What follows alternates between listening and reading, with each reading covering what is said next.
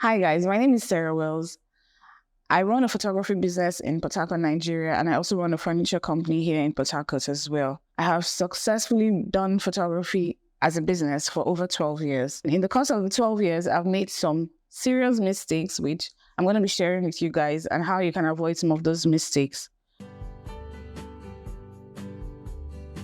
I think according to statistics, 50% of the businesses that start out fail within the first year. I think another 25% or so fail within the first 2 years. This is by the Bureau of Labor Statistics. So there's some sort of statistics, you can read that up to show you how businesses succeed or fail. So being able to pass like the first 10 years of business, then you're doing amazing. And even if you're just in your first year, it's important you should watch this video so you learn some of the things that I have seen, my eyes have seen, right? So yeah, mistake number one, not investing in learning and understanding what you're doing. So a lot of us just jump into business without understanding what you're doing. Like you need to understand the crux of your business, like the meat of your business. Now for this, I think I didn't jump right into photography without learning. I spent a lot of time learning. I did an internship with a brand. At the time, I spent time learning photography, and then I started off from the house. I was making little money, and I was sure that I could build a proper business, right, before I was able to get a space and all of that. So I know that some of you just have money, maybe you're working and you feel like, oh, I want to do this business. I want to start a clothing line. I want to start a furniture business. I want to start whatever business it is you want to start. And you've not tried to understand what the business is all about yet, but you just wake up and invest so much money, rent a big space because you already have a 9 to 5 that pays the bills, or you have a husband that gives you plenty of money, and you just rent this fantastic place, hire staff, when you've not really understood what the business is all about. So that's something you should avoid. That's something that can make your business fail. If you don't even know what the business is, you've not tested the waters, you don't know if the business can thrive or not, what you need to do for your business to thrive. You don't know any of that, and you just invest a lot of money into it. Spend time understanding what you're going into. If it's a skill-based business, try to understand the skill. If it's something you need to hire people that can do, try to take out time to understand what you're doing before you just delve into it and put in a lot of money. So it's not about getting a fancy space and hiring fancy people to just sit there and you have a beautiful facility, but you don't even understand the meat of what you're supposed to be doing. So invest in that.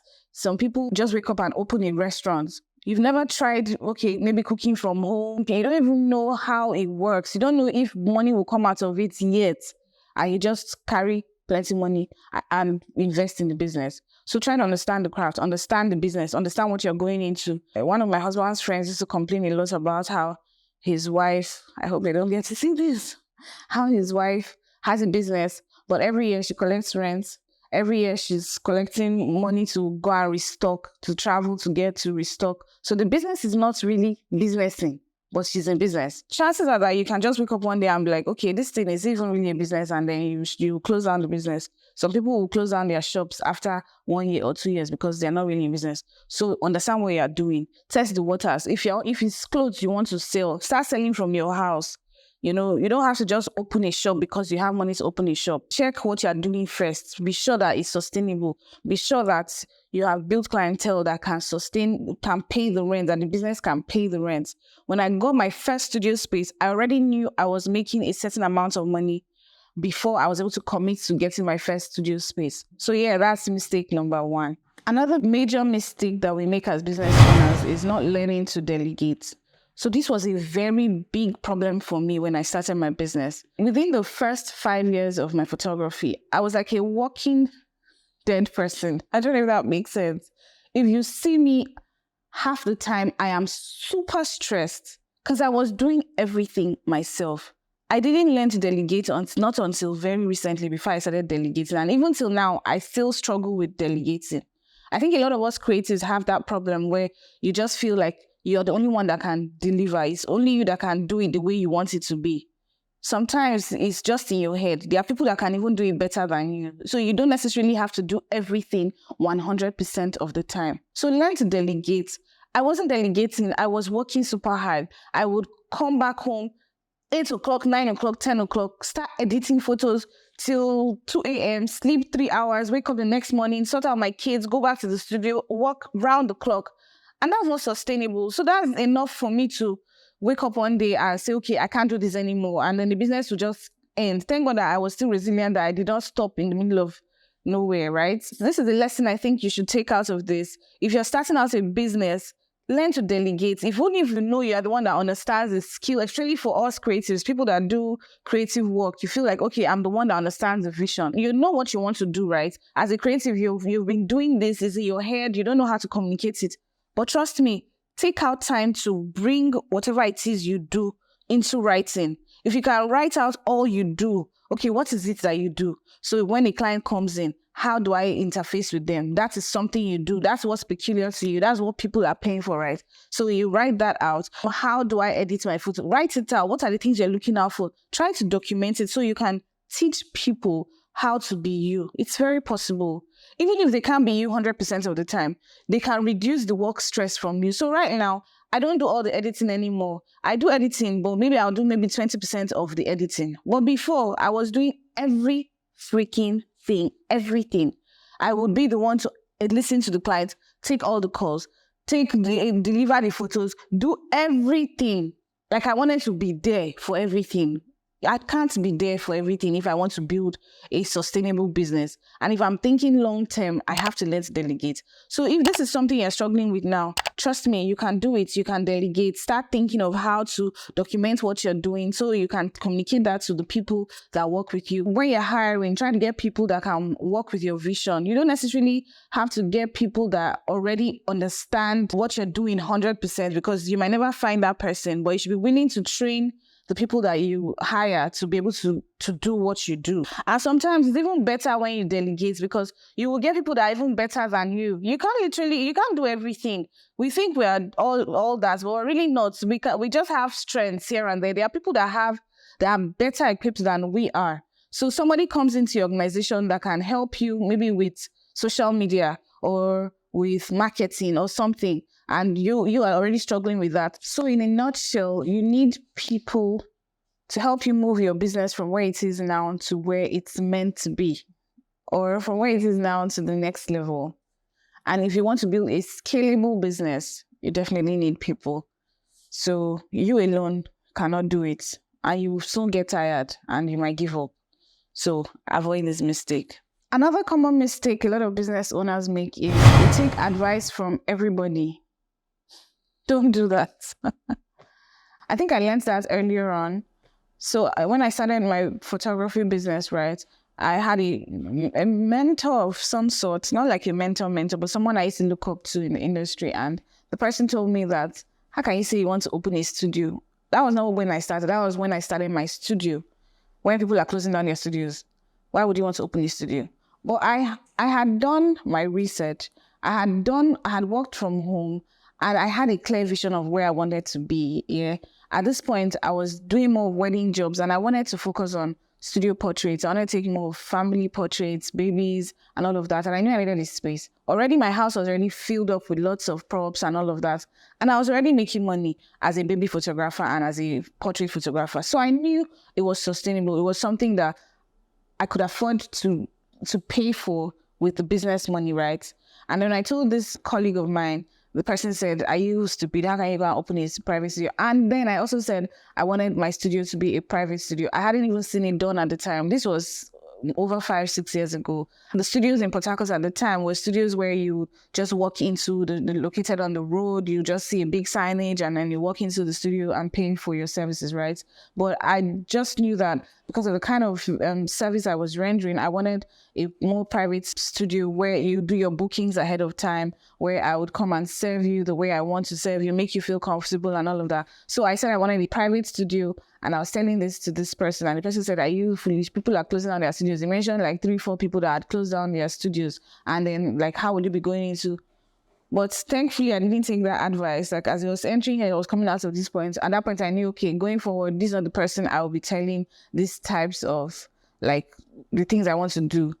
Now I've learned that when I'm talking to people, even friends, if I'm talking to you about something I want to do that I am sure I want to do, and you're just coming with too many, it can't happen because of this, because of that, I will just not bother telling you anything about it anymore, but I'll go ahead with what I want to do. So that's a mistake we make. We have parents, siblings, loved ones, friends, family, different people in our lives, right? And sometimes we tell them what we have, the plans we have, and some of them will just, this person will tell you do it like this person will tell you do it like this. Even when you go on YouTube, you will see, don't do it like this, do it like this, do it like this. Know exactly what you are trying to achieve and look for people that can help you achieve it. Take advice from the people that have probably done it before and you're seeing that they have achieved what your dream is. Do you get what I mean? Don't just take advice from every Tom, Dick, and Harry. Don't take advice from people that don't even know what you're doing. Earlier on, I knew what I was doing was different from the usual mainstream type of business. So I wasn't taking advice from it's not even every book I read and take everything from the book, hook, line, and sinker, because I just already knew that the business I was doing, the model was very peculiar. So I had to find someone that had been through the path where I was trying to go through. Do you understand what I mean? So meeting someone, finding someone like Sue Bryce, I just know that, okay, this person knows exactly what I'm doing. I'm selling a luxury business. This person understands what a luxury business is. If your brother or your uncle can tell you, is it not too expensive? How can you say photo shoot 100,000, 200,000, 1 million? That's ridiculous. Nobody will come for you. If you listen to those advice, you will not take any step. But if you listen to people that have done it before, and this is the kind of service you want to render, this is what you are trying to do, listen to such people. Don't listen to everybody, because they don't understand what you're doing. They don't understand what you're selling. They may not know the half of where your head is at. I don't know if this makes sense. So that's a mistake we make. But you tell your pastor, I want to do, but the studio is going to be secluded. The pastor will say, are you okay? Well, do a big signboard. Do this. Maybe that's not what you want to do. You should know what you want and how to achieve what you want. Just look for people that understand where you're headed and then take advice from such people. I hope this makes sense. Yeah, so that's a common mistake we make in business. Another common mistake we make in business is that we focus on the crux of the business, which is, let's say you are selling a product, right? You focus on making your products good, which is a very good thing. We focus on how to understand the product we want to sell, getting the right product. We focus on all of that. Fantastic. If your business is a service-based business, you focus on understanding your craft. So we have lots of amazing photographers out there that know how to take excellent photos, but we do not focus on the business side of things. We don't focus on selling, marketing, brand awareness. We're not focusing on all of those things that help us become better. We're not focused on bookkeeping. We're not focused on making money. We're just focused on building that skill, which is excellent. Don't get me wrong. It's very important to understand your craft. I think the first point I made is to understand what you're doing, right? It's super important. But at the same time, as you're investing a lot of time and money into understanding your craft, invest a lot of time and money into understanding the business of what you're doing. Understand how to sell it. You have to take deliberate steps to selling your products. Don't feel too big or too proud to actually try to sell. Because a lot of us, that's a major mistake I made, like even till today, it's still a struggle for me to actually make conscious effort to do sales, like to put myself out there to sell. I've been favored. I feel like God has significantly helped me in the course of my business, right? Where most of my clients come from referrals, but don't just depend on referrals. And there are seasons where we have dry spells. There are seasons in business where there's no business. So those seasons, you now start thinking, how do I put myself out there and all of that? So don't even wait for those seasons. Have systems in place that's focused on sales. Like, what are you doing to get business into your doors? What are you doing to market yourself, to put yourself out there? Don't focus on just your products. Focus on the business side of things and how to make money. Some of us creatives are so passionate, so into what we're doing that we forget that at the end of the day, we need to make money. We have bills to pay. For us to continue in this path, if the money is not there, you will get fed up one day and your business you'll just say, I can't do this anymore. Which is why we said some business in the beginning, we talked about how businesses are just shutting down. Some people will not be able to continue after 2 years, 3 years and all of that. So don't be part of that statistics. Do some of these things so you're not part of that statistics. Your business should be making money. So learn how to make money with your business, with your craft, with whatever it is you're selling. understand how to market yourself, how to market your business, sales, read books on sales, on marketing, understand every business has a peculiar way to sell. Like for the kind of photography that I do, I may not necessarily come out every day to say, come and pay for photo shoots, come and pay for photo shoots. But there's a science of selling that type of photography. I would probably do another video on how to sell yourself as a luxury business owner. If you're interested in seeing that kind of video, please drop it in the comment down below. So this is a common mistake that a lot of business owners make. Finally, we do not celebrate our small wins. A lot of business owners are unhappy because we've set these goals that are like so big. You want to make 10 million naira every week. You want to do this. You have all these big goals, right? And you feel like you've not achieved these goals and you're perpetually sad every time. When you think of your business, you feel like, oh, I'm not where I want to be. Most of us are not where we want to be, but we're taking steps daily and there's some sort of progress. Celebrate that progress. Take out time to celebrate your small wins. When I say celebrate, you don't necessarily have to throw a big party or anything, but note it, be grateful for it. Even the Bible says you should count your blessings and name them one by one. And you'll be amazed at what God has done. If you're not celebrating those wins, you'll feel like you're not making any progress. But if you check it, there's some sort of progress you're making. This month, I was able to do 2 photo shoots, right? When I did that 2 photo shoots, the first client was not really happy, but the second client was super happy and gave me a hug. That's a win. The client was so happy when they saw their photos or when they saw their address, they were so happy they gave me a tip. That's a win. If I was making 200K before this month, I made 220K. That 20K extra is a win. Celebrate it, note it, be conscious of the wins. So you would be able to look back and say, oh, this was where I started from and this is where I am. Even if you're not where you want to be, the fact that you've moved from this point to this point is worth celebrating. And it will keep you going if you see that there's some sort of progress. Celebrate the progress. And stop comparing yourself to people around you. Stop comparing yourself to other people. Stop comparing yourself to the people you see on social media. A lot of times, people are not showing you what the reality is. They're just showing you what they want you to see.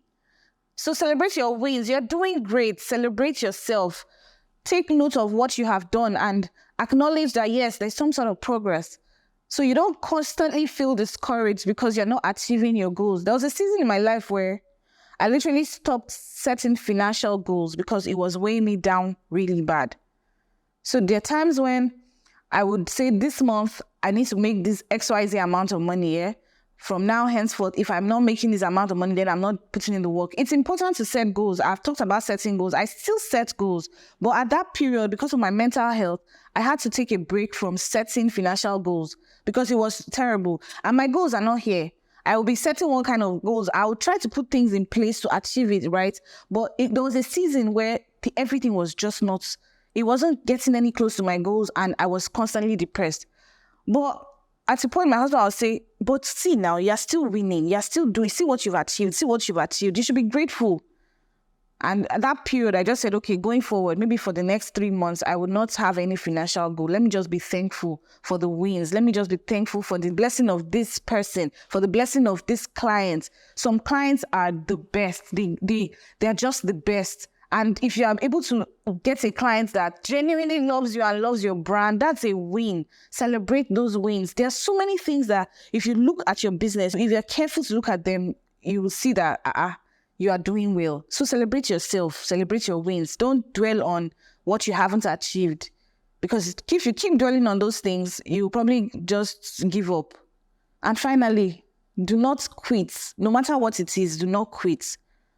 I had a business that I was doing at some point that if you ask me what my regret is right now, is the fact that I quit that business. And I think I had a conversation about it with my husband some days ago. And I said, I think even because I'm doing Madeira now, I can't juggle more than these 2 for now. But when I'm able to build Madeira to the point I can put it on auto mode, I'm going to go back to Pig's Bubble and resurface it because I just feel like I can't be a failure now. I can't just start this thing and just leave it in the middle of nowhere. And there are 1,000 reasons why it did not work out. But I believe that you shouldn't, because of you face roadblocks, you now just give up completely. No. don't give up. If you want to end the business, end at the peak, sell it off, or know that, okay, you didn't just stop because it didn't work. No, find a way to make it work. I tell my people here, they know that about me. Like, there's always a way. I don't believe in giving up. There's always a way. But I gave up on Pig's Bubble, and it's going to come back. Maybe not now, maybe in the next 2 years or 3 years, it will come back. When I'm sure that I can handle that business, I'll probably resurface it. I would love to resurface it. Anyways, I hope you've taken a thing or two from this business. If you're watching this video today and you're not subscribed to this channel, please make sure you subscribe and share it to your loved ones. I'm going to be talking a lot on business. If you're trying to go into entrepreneurship, or you're already an entrepreneur or a business owner, I would love to help you. Drop a comment if you want, if you have questions, if you have anything you would want me to talk about, I'd appreciate that.